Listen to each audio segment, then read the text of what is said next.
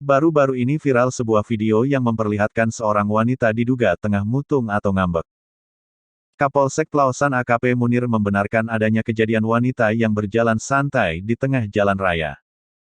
Peristiwa tersebut berlokasi tak jauh dari destinasi wisata Kebun Bunga Refugia di Kecamatan Palosan, Kabupaten Magetan, Jawa Timur.